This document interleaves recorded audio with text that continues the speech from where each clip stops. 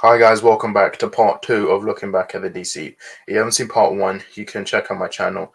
I did that yesterday. Then tomorrow I'll be doing part three and part four, and I said I'll do part five in December. So let's get into it.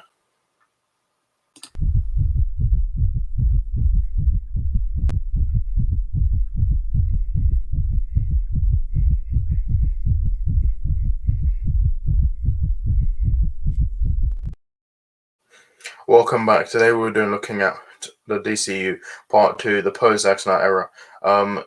For those of you who don't know, this is basically the post Zack Snyder era is basically all the movies that came after Zack Snyder left DC, because after Justice League, the studio fired him because they didn't want to, because of the reception of Batman vs Superman and Justice League, and they fired him. So they used the death of his daughter to cover up them firing him. And these are basically all the films from Aquaman all the way to the Suicide Squad. So I'm gonna go for all of them.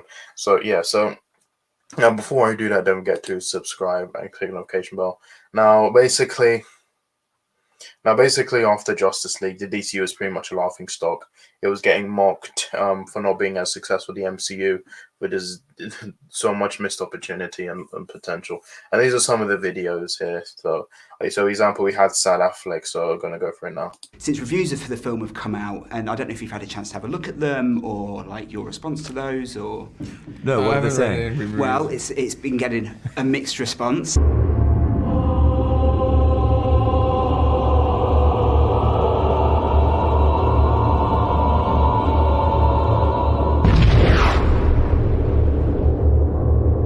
I just wondered whether how that makes you guys feel, and whether our hearts beat to the city streets.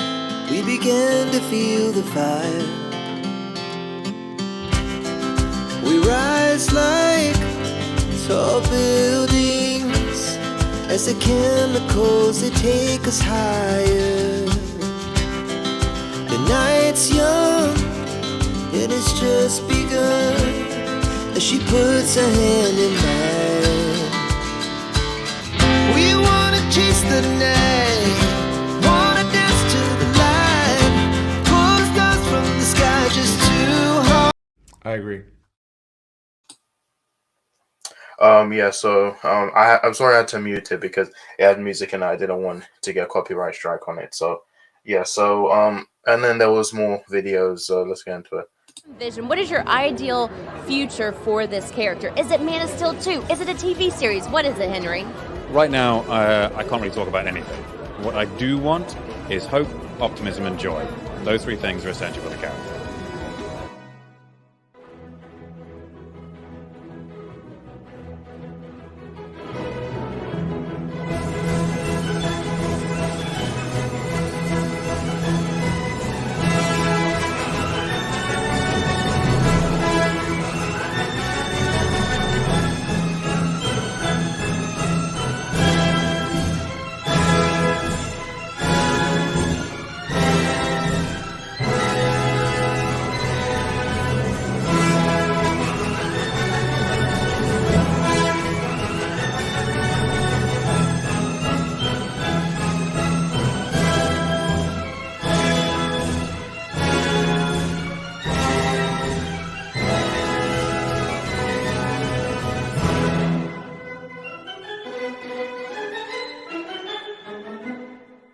There is no repairing the DCEU. How stupid are the people that want it? No! No!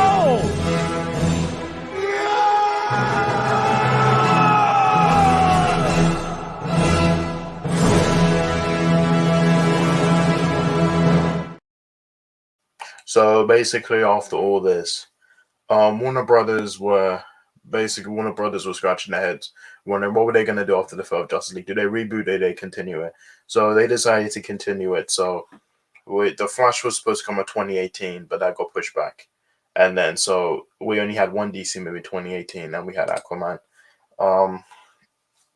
This was the sixth film in the DC Extended Universe. This was directed by James Wan, and it starred Jason Momoa, Amber Heard, William Dafoe, Patrick Wilson, Dolph Lundgren, Yahya Abdul-Mateen II, and Nicole Kidman. And basically the film is is basically Aquaman, who sets out to lead the underwater kingdom of Atlantis and stop his half brother Orn from uniting the Seven Kingdoms to destroy the surface world. And yeah, so this movie, um, so so yeah, this movie was development began in 2004, but did not gain traction until Man of Steel was released 2013. In April 2014, Beale and Kurt Johnston were hired to write competing scripts. One signed on as director in April 2015, and in July 2016, the film moved forward with Beale's screenplay. The main cast was confirmed through 2016 and early 2017. Principal photography began in Australia in May 2017, taking place at Village Roadshow Studios on the Gold Coast, Queensland, Australia, with additional production teams in Canada, into Italy, and Morocco. Filming concluded in the following October. Several vendors provided visual effects ranging from high detail hair simulations to the creation of CGI animals. And yeah, it had 65% on Rotten Tomatoes, and it was $1.148 billion worldwide, making it the highest grossing DC film, the highest grossing film based on a DC Comics character, the 5th highest grossing for 2018, and the 20th highest grossing film of all time. And yeah, so it made $1 billion where they desperately needed it, and it received mixed reviews. Some people said the story was a bit of a mess, and some of the CGI isn't good. But I think for what it is, I think it's okay. But yeah, even though it's average, I'm not a huge fan of the jokes. But yeah, Aquaman was successful, so we will be getting Aquaman and the Lost Kingdom this year, December. And also there was an animated series called Aquaman King of Atlantis. This was basically a trilogy on HBO Max of animated episodes. There were only 3 episodes. I haven't seen this, but yeah, this was on HBO Max, and it was going to be a trench movie, but they cancelled it, and we found out that was going to be a Black Manta movie, which I'm fine with. Like, I don't think you could do a whole movie with the trench, and also I think that storyline with Black Manta is pretty much going to be used in Aquaman Lost Kingdom. So yeah, that's Aquaman. Yeah, 2019 we had Shazam, and so Shazam was the 7th film in the DC extended universe, and it was directed by David F. Sandberg. This stars Zachary Levi, Usher Angel, Mark Strong, Jack Dylan Grazer, and Jim and Hansu. And the film follows teenager Billy Batson as he's chosen by the Asian Shazam to be his champion by saying the word Shazam, allowing him to transform into an adult superhero with various superpowers. Billy and his foster brother Freddie Freeman must discover Billy's new powers in order to stop the evil Dr. Thassavan and the 7 deadly sins. So development of a live-action Shazam film began at New Line Cinemas in the early 2000s, but was delayed for several years. The film went to pre-production in 2009 with Peter Siegel as director, John August as writer, and Dwayne Johnson being considered as the villain Shazam. But the production fell through. Johnson acts as an executive producer on Shazam. William Goldsman, Alec Sokolov, Joel Cohen, Bill Birch, and Jeff Johns, among others, were attached to the project as writers at various stages. The film was officially announced in 2014, with Johnson attached to star as either Shazam or Black Adam. In June 2017, he was cast to lead a solo Black Adam development project. Sandberg signed on to direct Shazam in February 2017, and Levi was cast that October, with Angel joining the following month.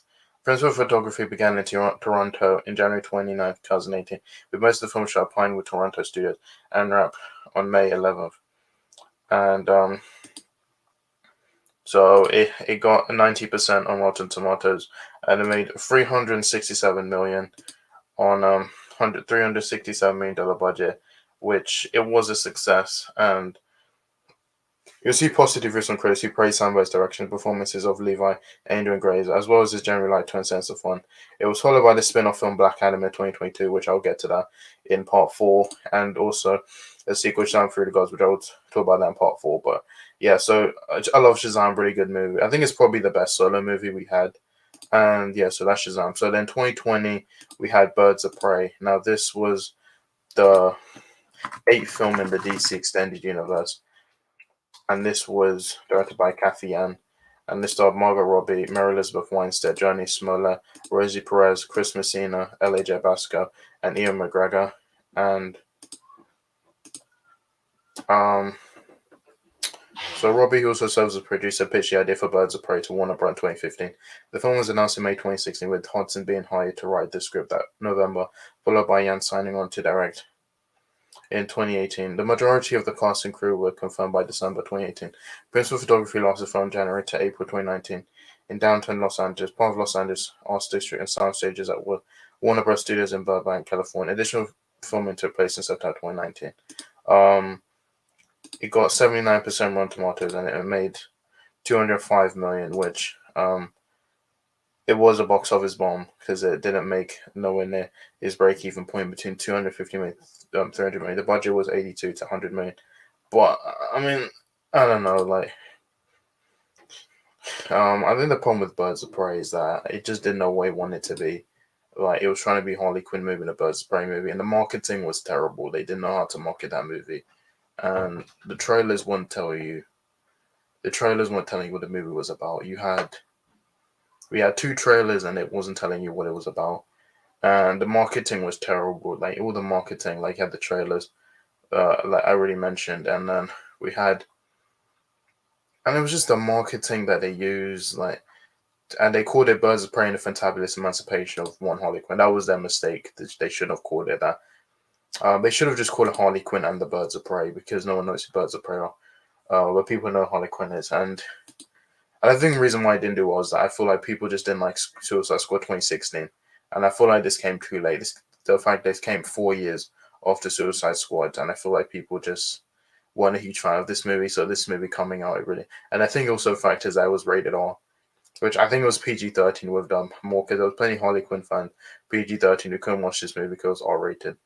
And I feel like this movie could be PG-13. Just cut out some of the violence and most of the swearing. I think it probably could work as PG-13.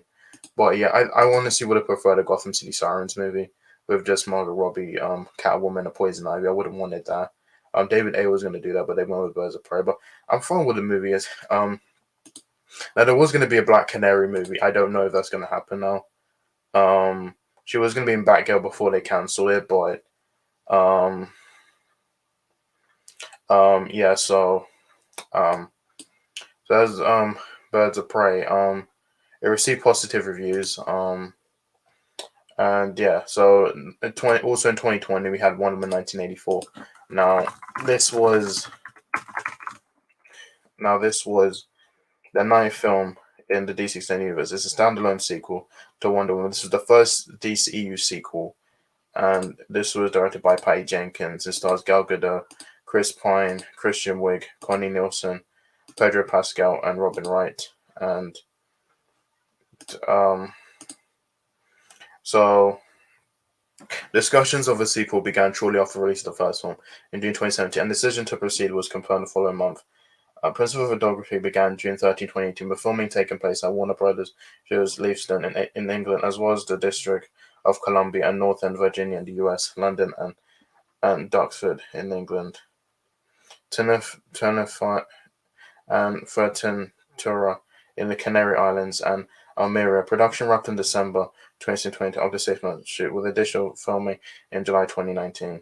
And yeah, Wonder Woman 1984 was originally scheduled for a wide theatrical release June 5th, 2020, but was delayed multiple times due to the COVID-19 pandemic. The film premiered on December 15, 2020 via the DC Fandom virtual platform and was released in the United States by Warner Brothers Pictures on December 25th, 2020.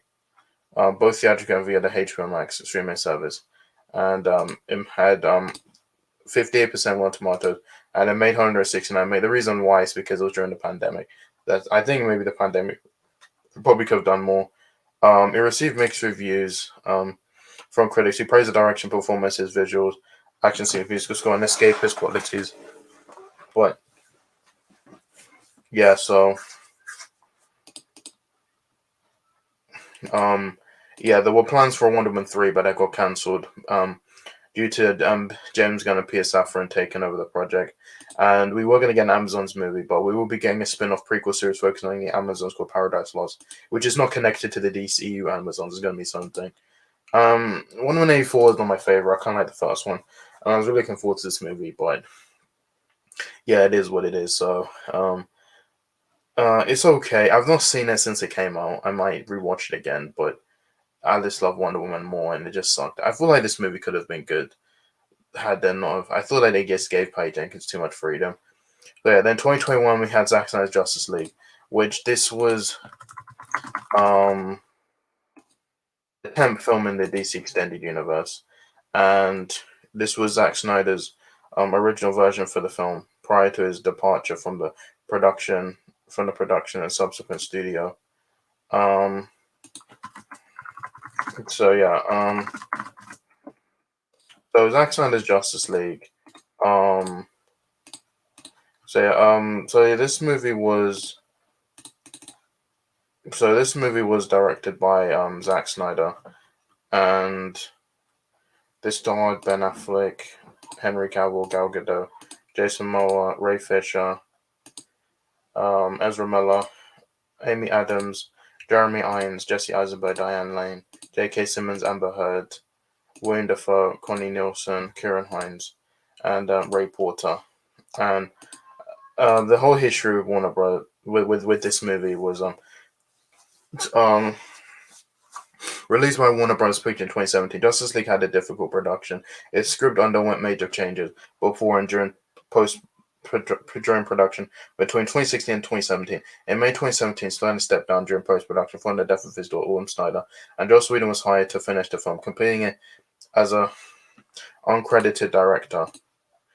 Whedon oversaw reshoots and other changes that incorporated a brighter tone and more humor, reducing the runtime significantly in accordance with the mandate from Warner Bros. The theatrical version was polarized critics and underperformed the box office. This is why Warner Bros. Opted to prioritize developing future films around individual characters with less regard for consistency and continuity within the wider shared universe. Many people express interest in Snyder's version of the film, which they often refer to as a Snyder Cut, although most industry insiders reported its release unlikely. Warner Bros. Moved ahead with it in February 2020. In May, Snyder announced it would be released as Zack Snyder's Justice League as a HBO Max original film. $70 million was spent to complete the visual effects, score, and editing, with new material being shot in October 2020. The release was originally planned as both a 6-episode miniseries and a long feature-length film, with the former concept being cancelled in January 2021, in favor of releasing it as the latter. The film is dedicated to the memory of Autumn Snyder, and it got 71% on Rotten Tomatoes, and it didn't go in cinema, so there's no box office. But Zack Snyder's Justice League was released on HBO Max in the United States on March 18, 2021. It became the 4th most streamed film on the platform that year. The film was widely considered superior to the 2017 theatrical release, and critics praised Snyder's direction, visual style, acting sequences, performances, improvised characters, musical score, and balance of emotional weight and humor, although the runtime received some criticism. And I think it is clear that this one was much more superior to Joss Whedon's version. And I watched it when it came out, and I even got the DVD, I got the 4K, I even got the Blu-ray at one point, and I'm planning on getting a box set, the 4K box set that has Man of Steel BVS and Zack Snyder's Justice League. But yeah, this movie is good. This is my favorite DCEU movie.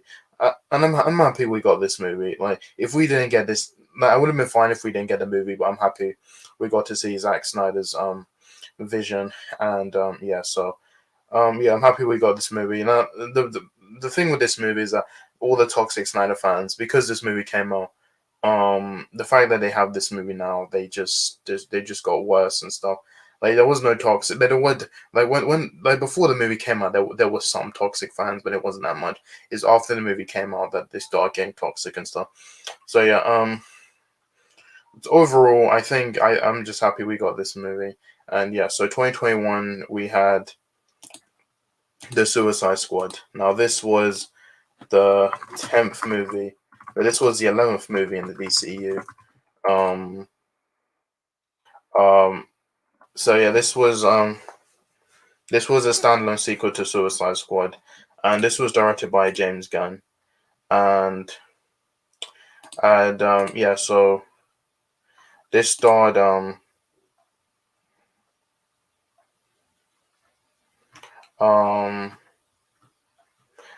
so this starred Margot Robbie, Idris Elba, John Cena, Joel Kinnaman, Sylvester Stallone, Viola Davis, Jai Courtney, David Asmasian, Peter Capaldi, and Daniela Melchior, and yeah, um,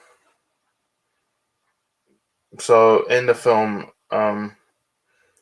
several convicts join a task force known as Suicide Squad in exchange for life sentences. They are sent to the South American island national on Corto Maltese to destroy all traces of the giant alien starfish Dora the Conqueror before it falls into the local government's control. And yeah, so David A was set to return as director of a Suicide Squad sequel by March 2016, but in December he chose to work on other projects. Warner Brothers considered replacements before hiring Gavin O'Connor. In September 2017, he left due to creative differences, and Gunn was hired in October 2018 to write and direct the film. After being temporarily fired by Disney and Marvel Studios as director of Guardians of the Galaxy Vol. 3, he drew inspiration from war film and John Ostrander's 1980s Suicide Squad comic, and explored new characters in a story separate from the first film's narrative. Though some cast members do return from the Suicide Squad, filming took place from September 2019 to February 2020, primarily in Atlanta, Georgia, as well as Colón, Panama, and Porto, Portugal. The film had the biggest sets ever built for Warner Bros. Production. It was released on HBO Max and theaters simultaneously because of the day and day, and it got 90% on Rotten Tomatoes, and it got 168 million. The reason why is because of day and day. It received positive reviews. Who praised the performances, Gunn's writing and direction, the action sequences, soundtrack, and visual style, with many deeming it a significant improvement over its predecessor. The film became the most screened DC film on HBO Max, but underperformed at the box office, which was a tribute to factors such as the COVID-19 pandemic, the film's availability on HBO, and its relationship to the first Suicide Squad. Peacemaker spin-off series, television series, starring Cena debut on HBO Max, which I'll talk about in part 4, and 12 other spin-offs in development, including Waller. We'll get Waller, that'll be part of DC Studios. There is another spin-off series, which I don't know what it'll be called, but yeah, so this movie is great, much better than the 2016 one. It's much better. I love all the characters. James Gunn did a good job, and yeah, so obviously after this, when he was done with Peacemaker, Marvel Studios hired him back to do Guardians of the Galaxy Vol. 3, which we had it this year, which I was happy we got it. And yeah, now he's running DC Studios, which I'll talk about that in part 4. But yeah, that's it with part 2. Now, part 3, I'll be talking about the Elseworlds, which I know it's not technically part of DC, but it kind of part of it because that's what Walter Hamada wanted to do. He wanted to do Joker, and then he wanted to do the Batman. And then we're getting sequels to both of those movies, the Batman 2, Joker, Full of Juice. And yeah, so this is part 2. I think this era is probably the best era we had of the DCEU, much better than the Zack Snyder era. But I mean, the Zack Snyder era, there's probably like 2 films in there that's actually good. But I think most of these were all good, except Wonder Woman 94. But yeah, so this is part 2 of looking back at the DCEU. And yeah, so tomorrow I will be doing part 3, which will be about the DC Elseworlds. So yeah, so guys, so much for my video. I'll see you in my next one. Bye.